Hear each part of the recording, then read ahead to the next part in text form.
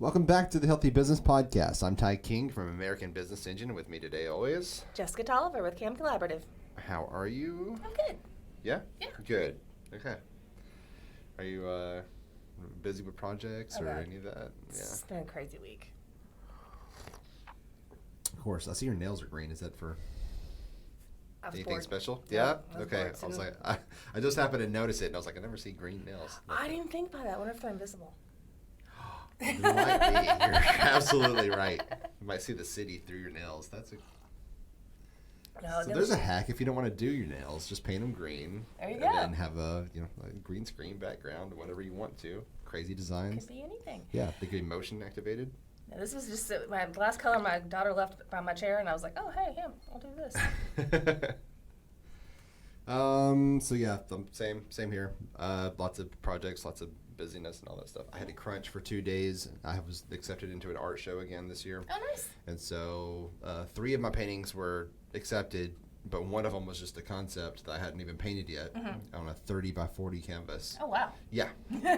And so I had to really crunch this week and get that whole painting done. And all right. yeah, not sleep. So I need sleep. had very little of that. So then I got up and ran this morning. So good for you. Trying to be healthier, I gotta get this weight back off. But so I did some other fun things this week, and kind of on the subject of what I want to talk about, which is doing things that are uncomfortable to help your career. Okay, so I went to it was a networking meeting. It's called Tech and Talk. For the Arkansas Center of Data Sciences, and it's all just IT related, right? And so they have several different programs where they'll put you into an internship with different companies that are partnered, yada yada yada. We're one of those companies, and so we went to go check it out and go talk to people. The owner or Charles Morgan was there, and some of the big people in IT, in Arkansas, were there and all this stuff. So one guy showed up though, and he was from Fort Smith. And he wasn't a member of them or hadn't gone through any of their classes or anything. He just knew that he had to be there to make connections. And he was, I don't know if I've ever met anybody that was more of an introvert than he is. So he's the type where it was just so, you can see it was just so painful for him to even be in the room. Right. It was so awkward to just be around all these strangers and all these human beings that he came to, because he knew he needed to interact. But it was completely against his nature. They're under duress. Yes, under serious duress. And so I'd be when I first saw him, I was like, hey. And he was like, hey. I'm like, what? We kept going. And I was like, all right. All right. He was. He was like, make it look natural, make it look natural. And then I was like, oh, man. We could definitely tell. But I talked to the ACDS people afterwards, and they were like, yeah, we did notice him. We talked to him, caught him, and we're telling him about what it's all about and all that stuff, and try to give him some encouragement. And he was going to show up at the event on the next day in Pine Bluff, and and he did. So and he got to fill out the forms and all that stuff. And so I was like, that's bravery, to go against what is completely comfortable and to whatever just probably feels like walking on spikes and hot coals. Even though it's just talking to other people, sometimes that's what it is for some people. Yeah, I agree 100%. Yeah, for sure. So wanted to bring that up, and what are some things that people generally don't like to do, but it's better for them if they do, Ask for money. Ask for money. Oh my God, yes. That's such a good one. Yes. That's exactly how RCAS came about, because I suck at fundraising, because I hate asking people for money, which is part of running a business, part of doing sales, part of fundraising. You're raising funds, right? You have to ask for the funds. Well, one of the pitfalls that entrepreneurs fall into sometimes is that they create their business out of something that they love to do. Right. There's usually some level of passion there. Sure. Not always, but oftentimes. And there is this level of imposter syndrome that you get when you're getting paid to do something that you love, and for a long time you just did it because you loved it and no one was paying you. And that's a leap that some people have to get over, is to get over that, okay, this is something I've been doing all my life, and I do it because it's fun. Now I'm making a business out of it. Now I have to ask for money. And it's easy if someone just says, oh, I'll pay you to do the thing, or I'll pay you for your thing, and that's easy. But sometimes you have to say, those people will say how much, and you have to give a number. Or they'll be standing there, and you're like, well, if you want that, you have to pay for it. That makes me itchy, when people ask that. Like, okay, let's talk numbers. Now, how much is it going to cost me? And I'm like, I don't want to go too high, because I don't want you to run the other way, and I don't want to go too low and thinking that you're not getting what you're paying for. Or to sell yourself out. I mean, if you end up at a job, you still have to do it. Yeah. And if let's just use small numbers. Let's say that you do a job and you did $10, and it takes you $50 worth of time. Well, you're out. Yeah. And then that puts you into burnout faster. So even though you get money for your time, it's not money that makes it worth your time. And some people will get into some entrepreneurs will get into that peril of, do I want to keep doing this because I'm not making money? There is a company that I used to subscribe to, and it was air filters, and they would mail me my house furnace filters every 3 months. Okay. Automatically, build my credit card, mail them to me. When they came in the mail, I open up the box, I take the old ones, put them in the box, and the new ones put them on in the furnace. Good to go every 3 months. Yeah. We went out of business. Why don't you just raise your rates? Because I would have paid more. Okay. And for whatever reason, their model or their owners couldn't get that to that point where the convenience for some people is worth it. Yeah. I mean, you sell them on your furnace is going to last longer, all these great benefits. It's easy, it's simple, it's all the things. And sure, you can go to the big home store and buy your filters, but who does that? I mean, right. That's an extra trip. Right. It's a trip. You got to remember. You got to remember the size. You got to get there. You got to do it every. Oh, that's true.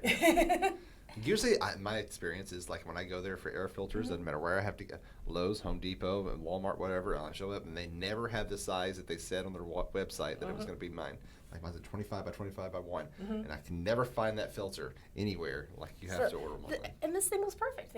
Because they sourced them wherever they sourced them, and then they put them in a box and sent them to me. And my biggest thing always was, they could have literally doubled the rates, and I still would have paid it. Yeah. Because I wanted the convenience of getting the filters delivered to my house on time every time, not having to think about it. Yeah. Literally, it was 6 months or so before I realized that I hadn't gotten a box lately, and I went and checked it out. No, they'd canceled the account, closed the business. I was like, poor business model. And then part of me is like, okay, well, I'll run the business. I'm like, no, stay in your lane.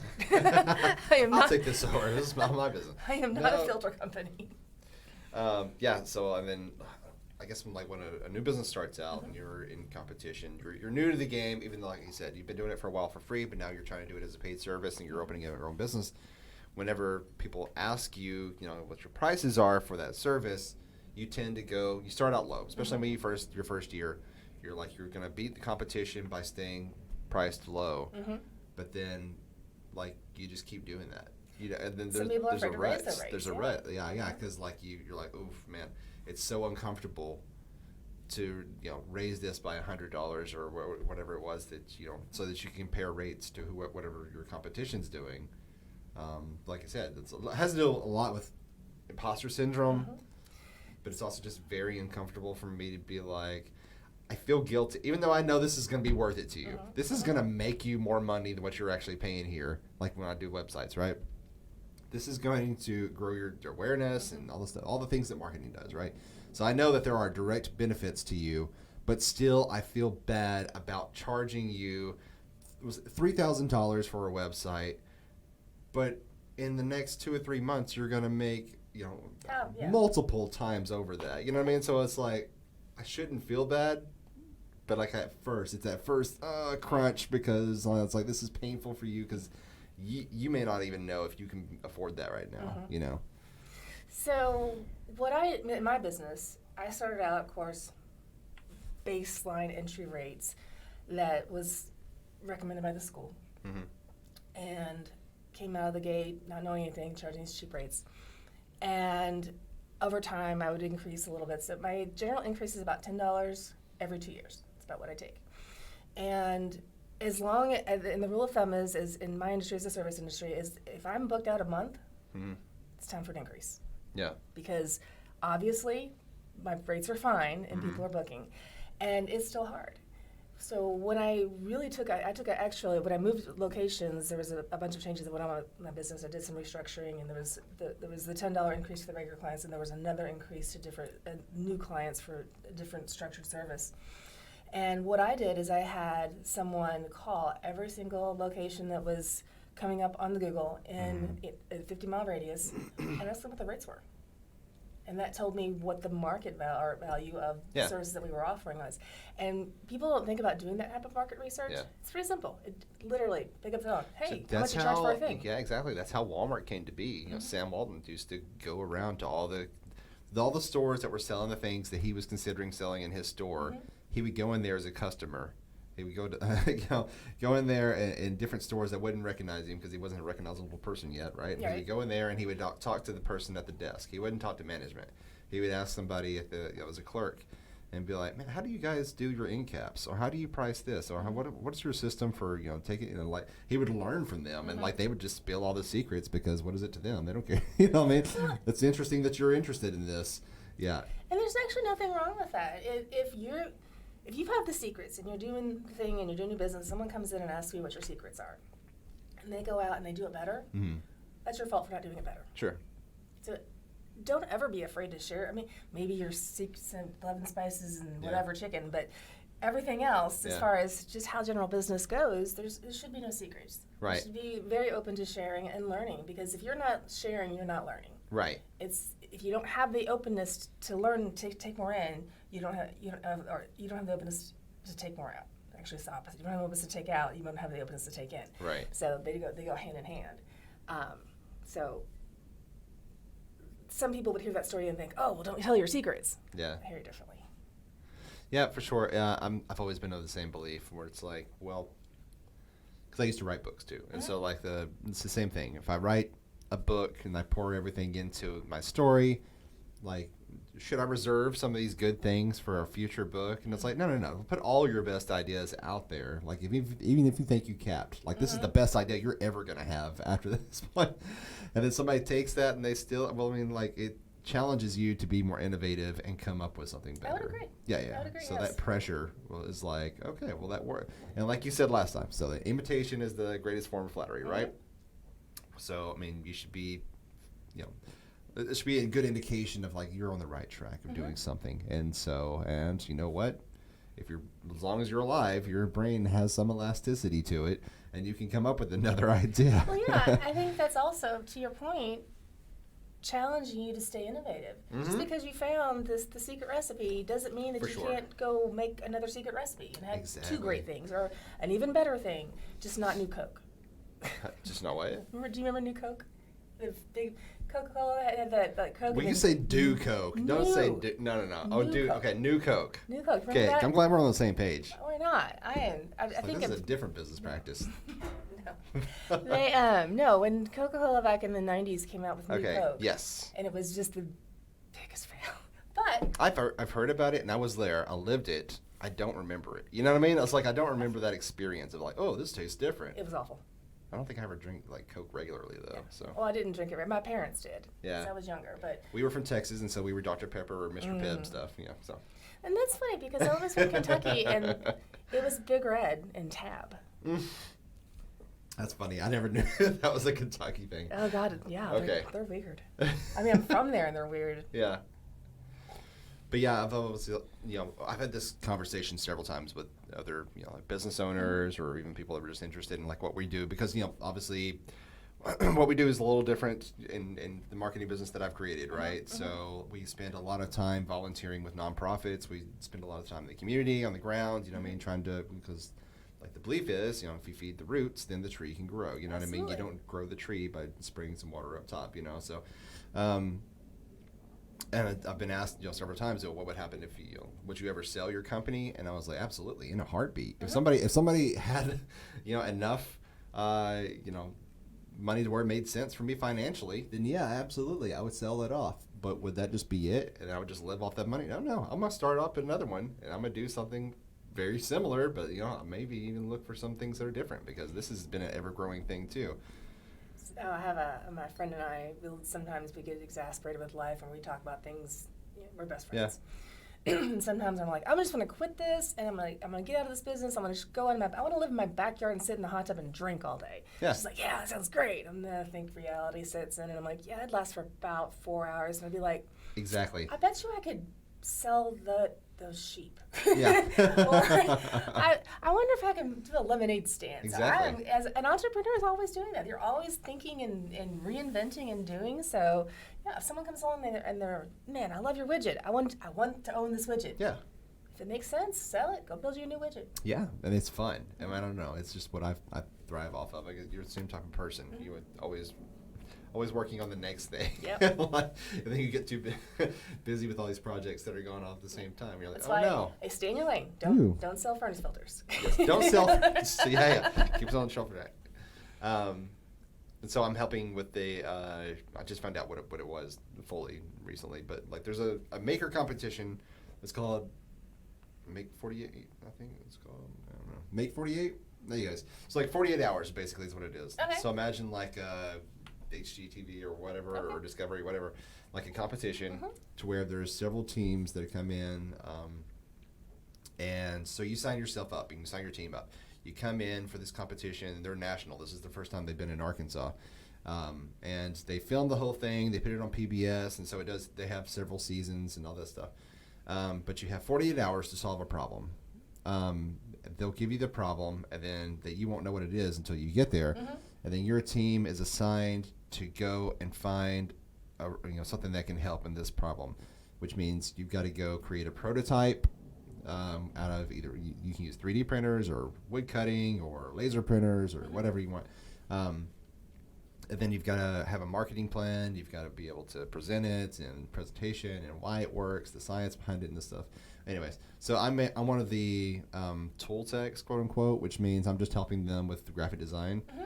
And so like when they get to that point, like later on in the 48 hours, well, about the 24-hour mark, I guess, forward, start helping them with their like layouts and illustrations and their marketing and all that stuff for it. So that's fun for me. I'm excited about that. That sounds really cool. It does. Like the question last season was finding a way to reproduce clean water in home, not just sending it out to a treatment plant and getting it. Does it have to? I guess my question is does it have to be financially viable, or can it just be a solution? I mean, yeah, but I can't think of one that would be like a solution that wouldn't turn into something that was financially viable. Well, I mean, look at, for example. I mean, there's plenty of people like say the widget. So the one that won last year, it was pretty simple.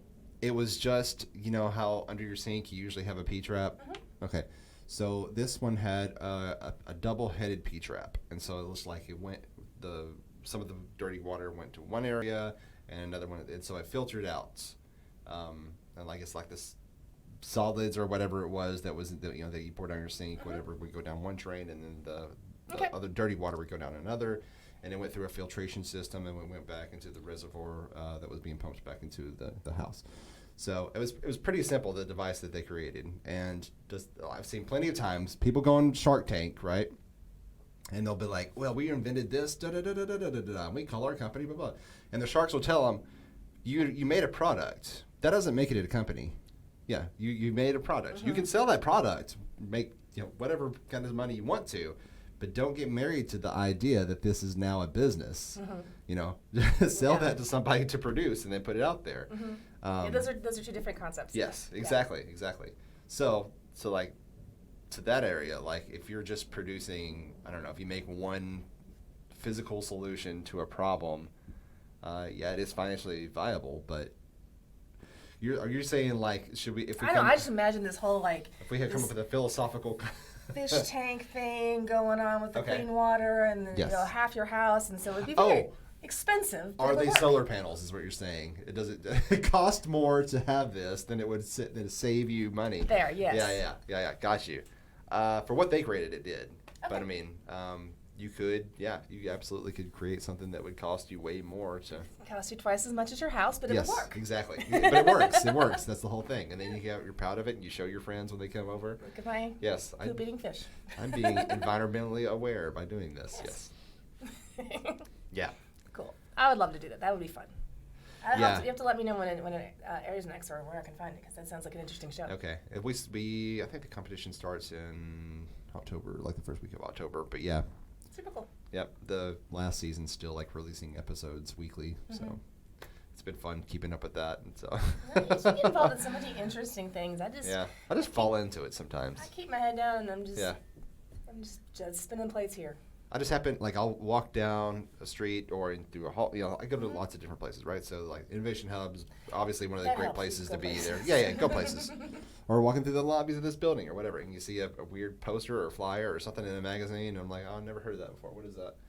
And just look it up, and, like, if it's interesting, I'll get involved. But if it doesn't interest me, I'm not going to try to. I know I'm on this tirade of, like, Lit Fest. We've been talking about this for, like, 2 or 3 weeks now. I don't know who's running their social media. It's so bad. Anyways, I'm like a rage. Initially, when Little Rock said that they were going to have a festival celebrating the tech and blah blah blah blah blah, the culture of Little Rock, like it was like, okay, this is gonna be cool. This is gonna be something new. There's a lot of potential there. The only thing that it is now is just a series of music concerts of local artists. And I was like, how did we miss the mark on all this? Now it's just, I can go to any bar down here at night and find these people. Yeah. Now we're just going to have them play in a public place and then call that a festival, and that's a tech festival. How? Yeah. Maybe they'll have lights. They still haven't gotten back to me on having a booth or speaking or anything like that. So I don't know. It seems like this is a misstep. Town of Arkansas. It is the town of Arkansas. So. But we're working to change that. One Who's business working? at a time. I am. Oh, you are? That's what the collaborative is about. It's about encouraging collaboration. It's about spreading the word about a lot of the reason that Arkansas has the lack of communication that it does is the fear of sharing information. Mm-hmm. People want to protect their ideas, they want to protect their clients, they want to protect their business, and they want to protect it so bad that they're willing to cut their nose to spite their face. Yes. And that is a mindset that has been ingrained into the people of Arkansas in so many different areas that it's become almost a plague. I mean, as far as I'm concerned, as far as anyone that's coming in or anyone who's into tech or into these new ideas is amazed by how little people share. Yeah. No, for sure. And so get the word out. Hey, tell your neighbor. So crazy. Yeah, that's why it's so important. And I'm on my soapbox here, but so important to grow our fields of technology and for people to collaborate with each other. And I know that companies the big ones we talk about, like Walmart. Walmart has their own IT department, not just one store, but the entire Walmart itself in Bentonville, Arkansas, has its own team of IT people that are consistently creating different systems, which it might be the self-checkouts, it might be something for security purposes or transactional, whatever it is. But they're constantly in there. And I had a friend that used to work in there, but this is something they will distribute to their stores worldwide. You know what I mean? And it starts in Arkansas. JB Hunt, the same thing. For their fleet of trucks and everything, they create their own technology. They've got their own people that create this stuff. And then we've got, Aptigee is doing the same thing here. And so we have several companies, but nobody's getting recognition in Arkansas, and we're not collaborating, which is another huge thing. The big IT city that was raising up a few years ago, it wasn't Silicon Valley anymore. It was Salt Lake City. And that was the one where all the tech companies were getting startups and that. So, there's no reason why we shouldn't be able to have the next startup city. All of the things are in place, centrally located. Yeah. We have all the ability, everything. We have all the tools. And no one wants to share. Nobody wants to share. Nobody wants to share. Exactly. That's why I was surprised when I went to the networking thing. You go there. Charles Morgan, who owns I guess First Orion now, but was big in Axiom, which is another data mining company that was started here in Arkansas, one of the big ones in Conway. So it's almost like things that started in Arkansas are ashamed to be in Arkansas. Yeah. So that's part of the problem is these companies that come in here and they're like, I'm going to be a big company, and they become a big company, and they're like, where are you from? I'm like, Arkansas. Arkansas. Yeah, for sure. And I think that's exactly what happens is they don't. I don't know, like a lot of their websites and everything, if you look on it, like they won't even mention like where they're physically located, or they'll have like another PO box address or something like that in another state. Right. And it's like we're hiding the fact that we're here. And there's no reason for that. If everyone would just be proud to be here and start telling people that they're here, it could be the next place. Oh yeah, for sure. And so if we start, I mean, there's plenty of colleges, right? Plenty of colleges. We've got great colleges. We've got great stores. We've got great innovation. We have great companies. We have space to put places. Yes. And we're just sitting around going. And everybody's on their own island. That's the thing. Yes, it's the sharing, the collaboration. Like we have the Tech Park here in Little Rock, and we have there's plenty of different institutions that are helping. It's somewhere in tech. And creating new things, but nobody's like collaborating with each other or being opening together. Like job fairs to bring you in, that type of thing. And that's why I was surprised by the ACDS when I discovered them. But still, when I showed up, like it was for what I assumed was going to be a pretty big. You know what I mean? We got quality, and so it wasn't like outnumbered by people that really didn't know what they were doing. It was all people that were actually searching. For the IT, either people searching for jobs in the IT field or people that were searching for people to hire in the IT fields at their companies, and so it was a pretty good turnout, but it wasn't like enormous like I thought it was going to be. Right. Well, there's no reason why every one of the major MSPs in Arkansas didn't know about it. Sure. And I can tell you, I know some people that work for several of them, and they didn't know about it. Or they feel like they don't. It's like, oh, I can never work in tech. I'm from Arkansas. You know what I mean? It's like there's some of that. There's some of that, right? So it's just, I don't know. It's more of the imposter syndrome type of thing. You know what I mean? If you look up, like this is another thing. If you look up the U.S. Board of Labor Statistics, right, and you look up your field, and like you'll see the median pay for that. Right. Across the country. National, and then also broken up by region and state. Yeah. Exactly. And then you look up your median pay for that field in Arkansas, significantly lower. And it's just like, oh, so we're completely undervalued. We're that person where it's like we're afraid to raise our rates. Exactly. Arkansas is afraid to raise their rates. Yes. Yes. But why aren't companies seeing that? Why aren't they saying, look, the property values are reasonable. You can still go ahead. You can still do these things. There's still all this stuff available. It's 10 years behind the times. Let's go there and innovate. I mean, we still have the same internet, even though things are cheaper. Yeah.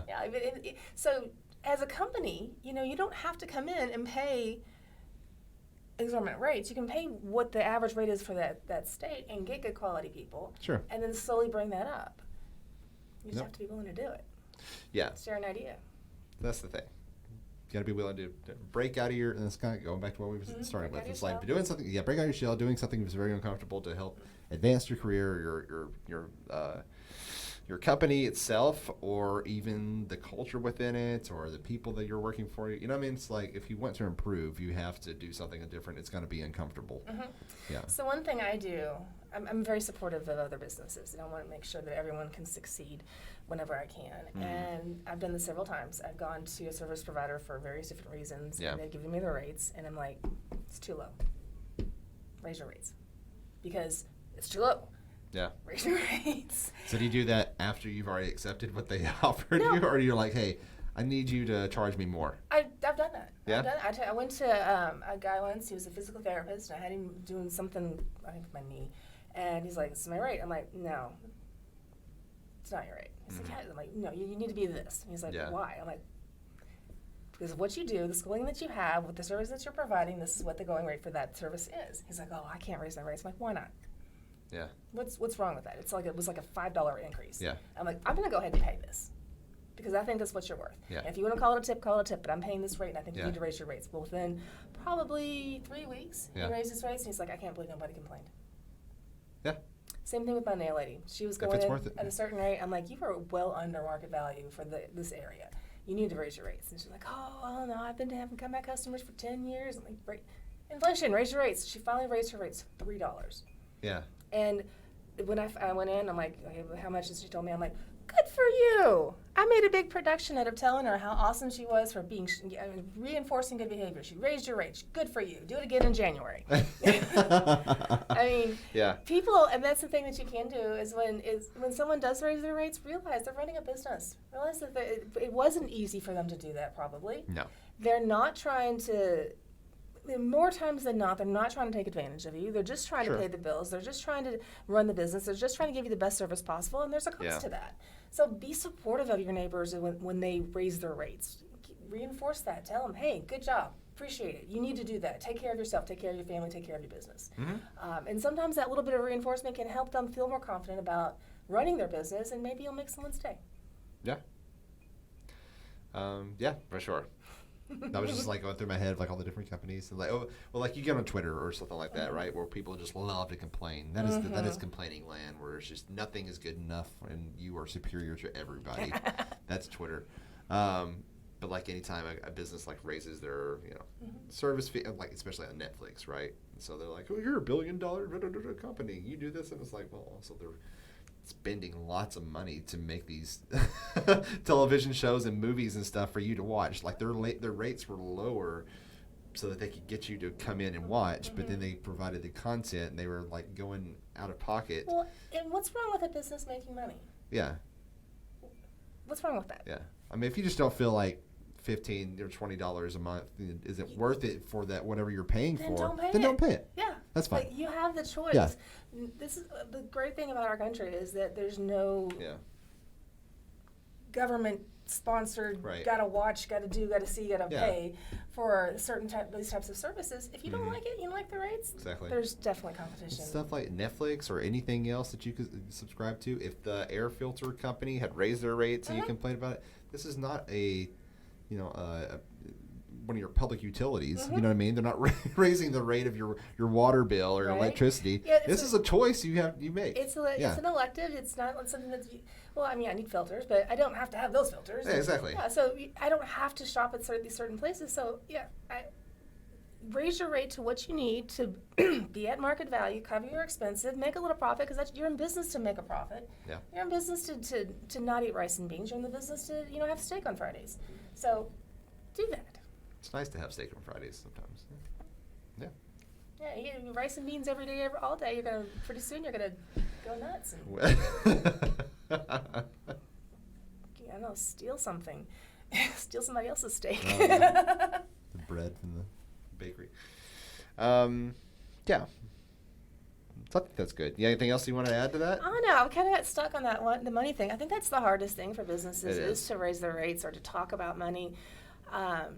Well, it's completely, I don't know. It's for me, I think, it's part of a lot of who we are and what we do, and our expectations are things that were ingrained from us when we were raised as children, like, so we're told, like, we're always, when you're born, right, at some point in your childhood, usually from, like, the time that you're a baby, and you come out of the womb, there is some version of the story of, like, some fairy tale or something where the prince goes to the princess and they fall in love, and this is they have to go through some things, and then they're together forever, and that's monogamy for you. And it's like, but that's ingrained in your mind, like this is how relationships work. I've done a lot of relationship exploring, and that's funny, but I got to the point where I'm like, what happens next? Yeah. What happens when Prince Charming gets fat? They just live happily ever after. That's and it's the most passive. She's had a couple of kids, and she gets the autoimmune disease, and yes. Let's talk about life. Yeah. Let's talk about the reality of the situation. Exactly. The reality is that things cost, and exactly. you have to. The people that are giving them to you have to pay for them. They don't just Right. come out of thin air. But we don't, like, even from the time that we're children, so like just like we're told the fairy tales about how relationship works, we're also, sort of taught that you don't talk about money. You don't talk about what you make, you don't talk what you earn, or like if something costs a certain amount. Even like stories like Jack and the Beanstalk or something like that. They were obviously dirt poor, right? And their solution was to go and steal from the rich, and so that was Robin Hood, all of that, and that's what we're fed for as kids, and it's not healthy. Right. FYI, we need to be better at showing our kids that it's okay. When we talk about bartering, everyone's fine with that. They're fine saying, "I will give you this coffee mug if you give me your watch," assuming they're the same value. Right. And you want the coffee mug more than you want the watch. Sure. Everyone's fine with that. Money is just another bartering tool. Yeah. It's not anything magical or special. It's just a bartering tool. Yeah, I know, but we're like society's built so much around it that like it feels like something that's more. It's alive. It's something. It's no better than chicken. Yeah. So it feels exactly. So like when people talk to you about like the prices of your services, especially if like for us, we don't have any certain packages that we can. Because let's see what kind of packages you offer, and I'm like, everybody's different, so I can't just offer you a generic, Here's a Happy Meal. You can get it with chicken nuggets, or you can get it with a burger. You know what I mean? It's like, well, we got to look at what you already have. How can we help you? And that way, like putting all that stuff. Yeah. And then we'll give you the price, and then it's like, I don't want to go too far below your budget or above. And so I always ask them. I was like, okay, what are you seeing as your budget for this project here? Because like we don't have certain packages, but like, what did you have in mind? And like if it's too low, then I'll ask them for more, and they'll usually be like, okay, that's fine, because they told me too low in the first place. They were saving some room for them to be able to save some money. But yeah, it feels taboo when you're discussing about money. Like, how much money do you have that you can give me for this? I feel guilty about asking a client to come back. Yeah. Like, I need to see you back, and it's not because I want your money. I mean, I have to pay, but at the same time, I just feel like you need to. Yeah, I understand that. So actually, one of the things I started doing, which is different than other people in my industry, is you pay for my time. And my time includes every tool and every knowledge and every technique and everything that I've got in my wheelhouse. Whatever I decide that we want to do with your time. I mean, if I decide that I need to use this thing over here, it's not $10 more. You don't have to make the decision. I want people to just come in and know that this is how much they're paying, and we're going to work on your issues and with what I got. Right. And I price accordingly. So if I have things that I have to balance out, sure, this over here doesn't cost anything. It's free. And this over here costs $1,000. Well, I'm going to have to charge something in the middle in order to pay for the expensive thing when that's needed. But I don't like to nickel and dime in the middle. Right. So, very similar. I don't have a package. I just have one package. This is your price. Yeah, this is Show up, this is how much you're giving me. You get all the things. So let's see what you can have. But I also won't allow tipping. Yeah. You don't allow tipping? I don't allow tipping. I think that the services I provide are not a luxury service. Yeah. And I'm going to give everybody the same service regardless of whether they have all the money or none of the money. Yeah. I have a certain rate. You pay my rate. Yeah. You get the service. You leave happy. Very cool. The end. Yeah? Mm-hmm. Very good. I've had to argue with a few people, but only a few. Most people are like, really? Wow, thank you. Yeah. Interesting. I've never heard that before. Where it's like I disagree with how our not against it at all. Yeah, I disagree with how the tipping has become in our society. It's become an obligation in so many ways. Yeah, I know. I complain about it a lot. I do it. It's expected in certain places. I'm not one of those people that doesn't tip. I tip very well. I tip 20% plus depending on the service, and I do what I need to do for other people. But I have an objection. So for my own money and for my own situation, I charge what I need to make. I don't have to count on tips to make my bills. Sure. And then everybody did. I did it because I didn't want to argue about money. I didn't even talk about money. Okay. I've had people say in the beginning, before I stopped the tipping, we're like, what's customary to tip? I'm like, you don't have to tip. Well, what's customary? I'm like, I don't know. Was it $1 more better? Yeah. Did I do $10 worth of goodness? I mean, so that became very uncomfortable for me. Yeah. And my answer to that was partly, I'm going to do this for the client, but it was also partly so I didn't have to have a conversation. So maybe it's a cop-out, but yeah. I think my clients like it. No, that's good. I like that. Where it's like one price and then you don't have to worry about it past that point. I've only had like a couple of people that were like tipping me, more. Because there's like on my invoices that I send out digitally, one of the boxes is allow for a tip. And so they can if they want to. Yeah, I turned that off. Yeah. I turned that off. Yep, I don't have turn it down. That's a good, I like that. I've had contractors come in and work for me, the 1099s, and I tell them that if we're processing your payment, we don't allow tips. So if a client wants to tip you, they got to do it in cash. Okay. I mean, I'm not going to tell you. you. Then don't tell me about it. I'm not going to. Yeah. I'm not going to tell you can't have a tip if someone's going to insist on giving it to you. Yes. That's between you and them. Right. If I ever catch you asking for a tip, you'll never work here again. But if they really want to tip you that bad, they'll pull 10 out of the first. Okay. Yeah, I like that. Very good. Yeah, I always complain about like restaurants and all that stuff, and where it's like, you can tip before you even get the food. We expect, I know. They're like getting coffee anywhere, you know what I mean? They usually have like the square terminals or whatever, and they'll put your order in, blah blah blah blah. You swipe your card, and then they'll flip that screen around, and it's like you've only got 3 or 4 options. You got 10%, 20%, 25, and then there's like a custom button over here, where it's like you can put. You're looking over your shoulder, seeing who's looking at you, going, "I don't want to be the guy who doesn't do the thing," but good God. And the barista, when they turn it around, they try to act like they're not paying attention. they'll sort of turn like that, and you're watching you. And are you pushing buttons? Yeah, I liked it better when tipping was a reward for doing what I felt was a little bit extra. Exactly. I don't want to reward you for doing your job. For doing the standards. You should do your job. Exactly. This is the job. Yeah. And also, if restaurants can't afford to pay your salary, because I know like most people that are working in the restaurant industry are usually they're making just a percentage of what they should be It's using. legal to pay them like $4 versus the 15 or whatever. And the rest of it's based on either they have to be able to make tips equal up basically to commissions. Yeah. So. Your tips all add up together, and sometimes you have to split it up with the rest of the people. And in restaurants, there's some restaurants that get in trouble because the owner also splits it between himself and the manager. Yeah, exactly. So didn't do any of the work, and also I got bad service from this person. It's like, why should I have to pay for any of this? Right. Yeah. So. Yeah, all the things. There are good companies out there, though. Absolutely. There are good companies. There's good companies. There's people that deserve their tips. There's all of that. This is not a referendum on all tipping. No.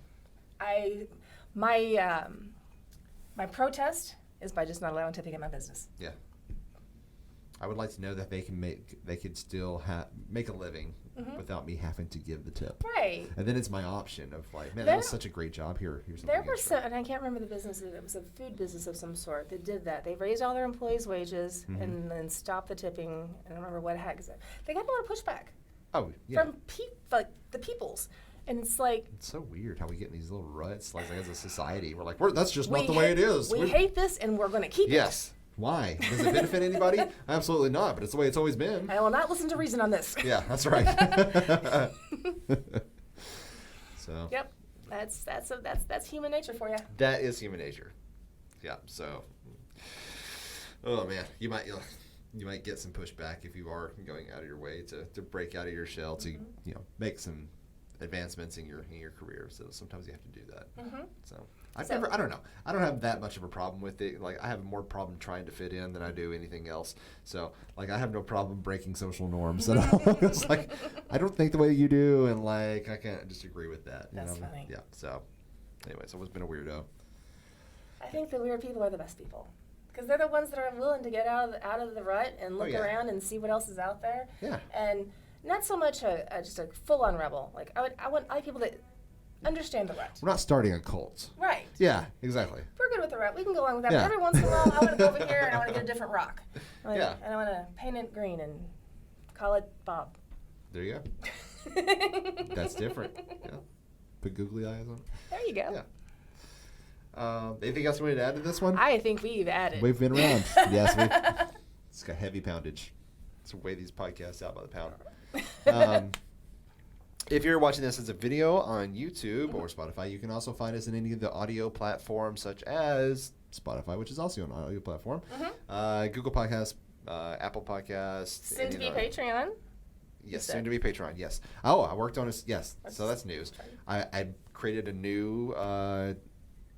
what do they call it? It's not even called a logo. It's the title card of your podcast, and so I made a custom one. The one we were using was like a default type of thing. Art, yeah. Yeah, cover art. Thank you. Basically, like I don't know. It's like I think of like CD covers or album art or something. Well, it is. But basically, it's just a logo for your. Yeah. Anyways, so I created a new one of that for us. Excellent. Yes. Get it over to me. I'll put it on a t-shirt. Looks really good. Yes, that's what I was thinking. We can use that. I can actually put it on that hat. I got a hat. Working on that. Working on our socials. Working on the Patreon. So by the time this episode goes up, we should have all the. So maybe one day you can buy the coffee, or the podcast can buy the coffee, not just me. Yes. Yeah. No, for sure. We've got 76 cents in our account, so yay! Yeah. Oh, keep this up.